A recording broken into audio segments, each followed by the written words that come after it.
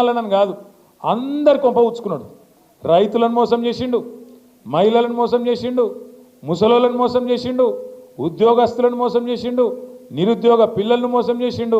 మా శంకర్పల్లి మండలంలో పాపం ఇదివరకు కేసీఆర్ గారు ఉన్నప్పుడు భూముల మీద వ్యాపారం చేసుకొని రియల్ ఎస్టేట్లో కొంత సంపాదించుకున్న తమ్ముళ్ళు చాలామంది ఉన్నారు. ఇవాళ వాళ్ళ పరిస్థితి కూడా అధ్వానం అయిపోయింది. మొన్న మీరు చూడొచ్చు, కొంపల్లిలో ఒక రియల్ ఎస్టేట్ వ్యాపారి వేణుగోపాల్ రెడ్డి అని చెప్పి ఆత్మహత్య చేసుకున్నాడు. ఈ ప్రభుత్వం వచ్చినాక హైడ్రా పేరు మీద పేదవాళ్ళ కొంప ఉచ్చుకొని పేదవాళ్ళ మీద పడి వాళ్ళు ఇల్లు గులగొడతాడు. మూసి అంటాడు, మూసి మూసి. మీకు పాలమూరు రంగారెడ్డి ఎత్తిపోతల పథకం ద్వారా మన చేవెళ్లకు, మన శంకర్పల్లికి, అదేవిధంగా మన ఉమ్మడి రంగారెడ్డి జిల్లాకు నీళ్లు తెచ్చేందుకు కేసీఆర్ గారి నాయకత్వంలో ఆనాడు మనం పనిచేస్తుంటే ఇదే కాంగ్రెస్ వాళ్ళు కేసులేసి ఆపిల్లు. ఇదే కాంగ్రెస్ వాళ్ళు ఆనాడు ఎక్కడోళ్ళు అక్కడ కోట్లకు పోయి ఇది చక్కగా లేదు, అది చక్కగా లేదు, ఇది వంకర్ ఉంది, అది టింకర్ ఉందని చెప్పి కోట్లకు పోయి ఆపే ప్రయత్నం చేసింది. అయినా 90% పనులు పూర్తి చేసినాం. 90% పనులు పూర్తయినా పాలమూరు రంగారెడ్డి పథకానికి మొత్తం రిజర్వాయర్ తయారైనవి. ఈయన చేయాల్సిందల్లా రేవంత్ రెడ్డి గారు కాలువలు దవ్వాలి, నీళ్లు తీసుకురావాలి. ఆడికెళ్ళి శ్రీశైలంకి వెళ్ళి మన చేవెళ్ళ దాకా నీళ్లు తెచ్చే సౌలతు ఇంకొక 10 పైసలు ఖర్చు పెడితే, 90 పైసలు కేసీఆర్ ఖర్చు పెట్టిండు, ఒక 10 పైసలు ఖర్చు పెడితే మీకు నీళ్ళు వస్తాయి. కానీ ఆయనకు అది ఇష్టం లేదు, ఆ నీళ్ళు ఇయ్యడట. కానీ మూసీ చేస్తారట, మూసీని సుందరవనం చేస్తారట. ఏది వికారాబాద్ అడవులల్లా మొదలయ్యే మూసీని కిందికి తీసుకుపోయి మూసీని నందనవనం చేస్తా, అద్భుతం చేస్తా అని చెప్పి రేవంత్ రెడ్డి గారు అంటున్నారు. నేను అడుగుతా ఉన్నా, మూసీతోని పారే ఎకరాలెన్ని, మూసీతోని సాగయ్యే ఎకరాలెన్ని, దాంతో బాగయ్యే రైతులు ఎంతమంది, మూసీ వల్ల సృష్టించే సంపద ఎంత, దీనివల్ల ఏం జరుగుతుంది, ఈ రాష్ట్రానికి ఈ నగరానికి లాభం ఏంది అంటే సమాధానం చెప్పడు.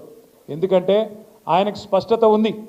90 పైసలు ఆల్రెడీ అక్కడ ఖర్చు పెట్టినాం పాలమూరు రంగారెడ్డి పోతల పథకంలో.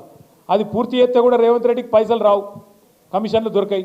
అందుకే ఏం చేయాలి, మూసీ అని ఒక రంగుల సినిమా, రంగుల కళ చూపెట్టి దానిలో 1,50,000 కోట్లు ఖర్చు పెట్టి అందులో ఒక 50,000 కోట్లో 70,000 కోట్లో దండుకోవాలి, ఢిల్లీ పెద్దలకు పంపించాలి, నా కుర్సీ కాపాడుకోవాలనే ఒకే ఒక్క తాపత్రయంతో, ఢిల్లీకి మూటలు పంపాలనే ఒకే ఒక్క తాపత్రయంతో ఈ ముఖ్యమంత్రి గారు పనిచేస్తూ ఉన్నారు.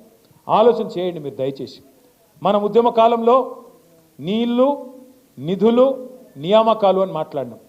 నీళ్లు, నిధులు, నియామకాలు. కేసీఆర్ నాయకత్వంలో నీళ్ల విషయంలో ఇంటింటికి మంచిళ్ళు తెచ్చుకున్నాం. నీళ్ల విషయంలో గోదావరిలో, కృష్ణలో ఇటు కాళేశ్వరం కట్టుకున్నాం, 100% పూర్తయింది. అటు పాలమూరు రంగారెడ్డి 90% పూర్తయింది. దగ్గర న్యాయం చేసే ప్రయత్నం చేసినాం. వ్యవసాయ విస్తరణ జరిగి భారతదేశంలో ఇవాళ పంజాబ్ను, హర్యానాను తలదన్ని మన తెలంగాణ వరి వండి చుట్ల, బియ్యం వండి చుట్ల నెంబర్ 1 అయిందంటే అగో నీళ్ల విషయంలో జరిగిన న్యాయమే దానికి కారణం. నిధుల విషయానికి వస్తే కేసీఆర్ గారు ఎన్నడో చెప్పిండ్రు, మన తెలంగాణ మనకైతే, మన సంపద మనకైతే భారతదేశంలోనే నెంబర్ 1 రాష్ట్రం అవుతామని కేసీఆర్ గారు అప్పుడే చెప్పిండు. చెప్పినట్టే 10 ఏళ్లలో తలసరి ఆదాయంలో, పర్ క్యాపిటా ఇన్కంలో భారతదేశంలోనే నెంబర్ 1 రాష్ట్రంగా తెలంగాణను కూర్చోబెట్టిన నాయకుడు మన నాయకుడు కేసీఆర్ గారు అనే మాట నేను గుర్తు చేస్తూ ఉన్నా. నిధులు అద్భుతంగా తెలంగాణలోని పేదలకు పంచిండు కేసీఆర్. సంపద సృష్టించాలే, పేదలకు పంచాలి అన్నది కేసీఆర్ నినాదం. అందుకే 200 రూపాయ పెన్షన్ 2000, 200 పెన్షన్ 2000 చేసిండు. ఆడపిల్ల పెళ్లికి 1,00,000 రూపాయలు ఇచ్చిండు. 1,00,000 కోట్లు, ఒకటి కాదు రెండు కాదు, 1,00,000 కోట్ల రూపాయలు 70 లక్షల మంది రైతుల ఖాతాల్లో వేసిన ఒకే ఒక్క ముఖ్యమంత్రి భారతదేశంలో కేసీఆర్. రైతు బంధు